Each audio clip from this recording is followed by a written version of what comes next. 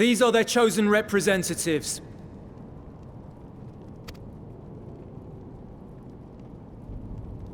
Very well. Let us hear what they have to say. Yes, sir!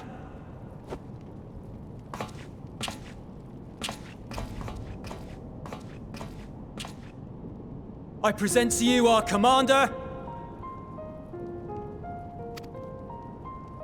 Lord Quintus Vankina, Legatus of the First Legion.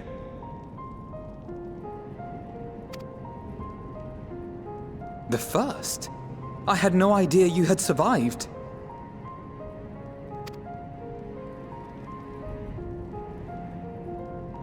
We lost our Emperor, our city, more than half our troops.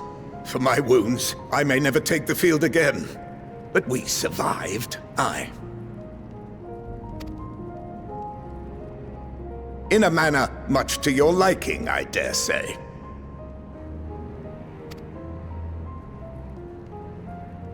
We have no intention of adding to your misfortunes, nor do we bear you any ill will.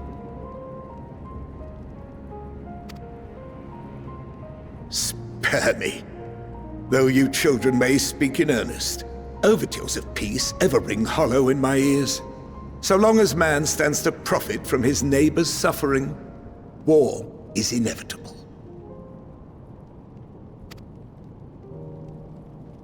Driven from our ancestral homeland into this blasted waste.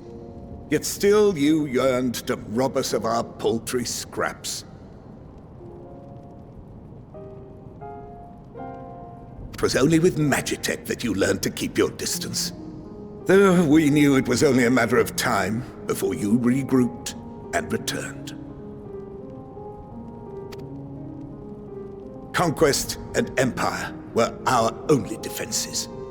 Emperors Solus and Varus understood this, and through their campaigns saw us grow and prosper. Much blood has been spilled in Garlemald's name, aye. But if it is a choice between yours and mine, then it is hardly a choice at all. I do not deny that a great many conflicts throughout history were driven by the desire or necessity to gain by another's loss. That is not why we are here. Nor have we come to petition your aid in the war with the Telophoroi, grave though that threat may be. Our purpose is simply this.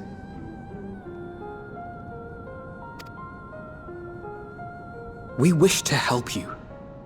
Let us help you. If there is aught that can be done to ease your plight, we would be glad to do it. Perhaps you would.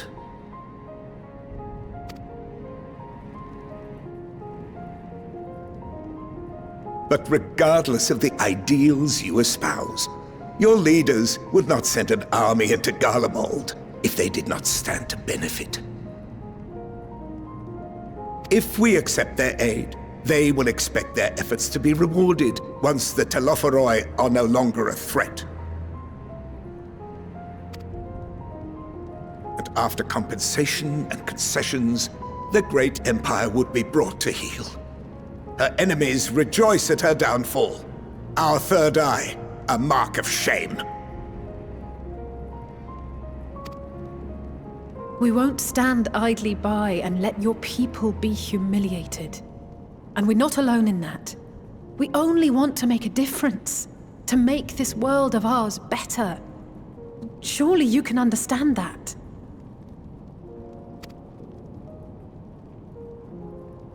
What I'm trying to say is, there are so many people who just don't care about making you suffer. And maybe that's almost insulting after all the suffering you feel the world has subjected your people to, but believe it or not, that's the truth. And now we're here, and all we're asking is for you to tell us what you want, what you hope for. So much blood has been shed, so much lost. All because of this endless war. Who wouldn't want to end it? Can we not work together? To face our problems as one?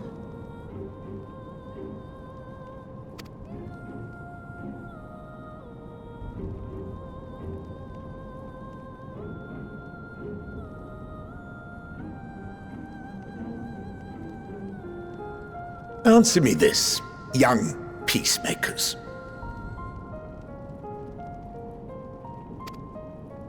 If a world without conflict is your desire, why reject the unity and prosperity of Garlemald?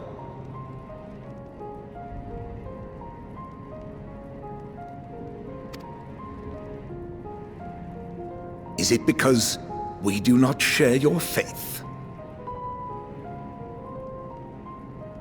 That we do not share your heritage?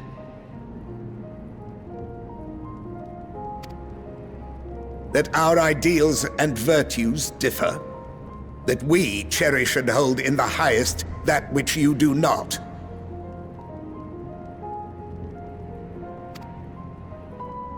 Disparity is the root of discord, and peace built on compromise is flawed and fleeting. Happiness for one and all is a dream, and the reality is that to the victor go the spoils. That is why we Garleans will never submit nor surrender. For freedom and for pride, we will remain true to ourselves until the bitter end.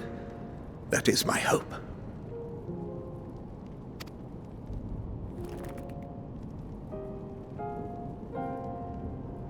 It seems there is nothing more to say on the matter.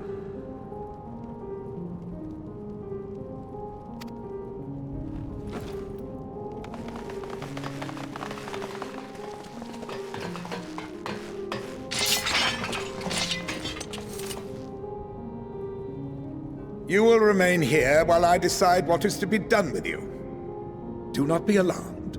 No harm will come to you if you cooperate.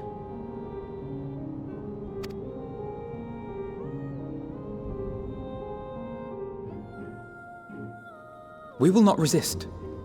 However, as your guests, I ask that we be allowed to speak with the other members of your group.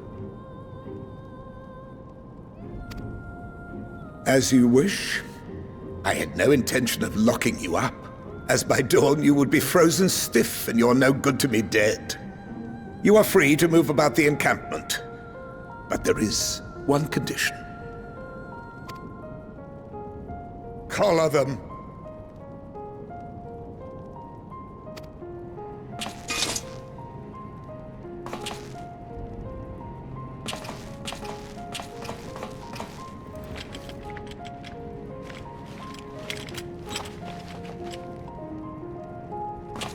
What are these?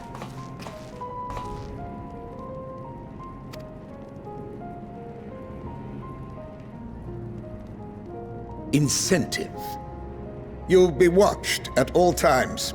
Stray too far or act suspiciously, and we will administer a rather painful shock.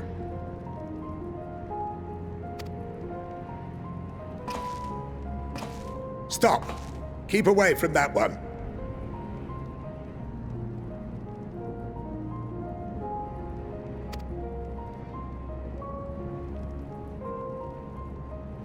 The champion of Eorzea is not so easily cowed.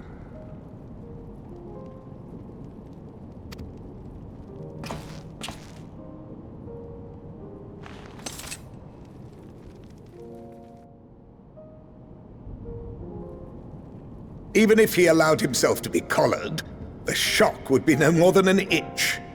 No. If he refuses to obey, we will activate the twins' restraints instead.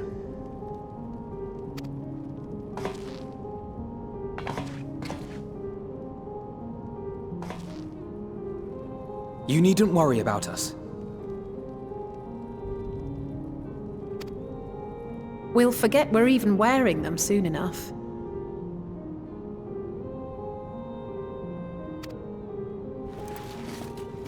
Even now, you still...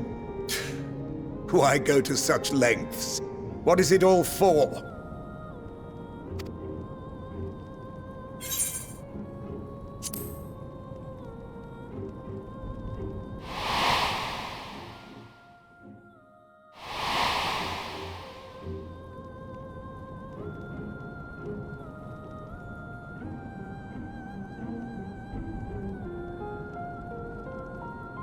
You are a curious one. A far cry from the merciless barbarian others paint you to be. You will be their warden. Take them away.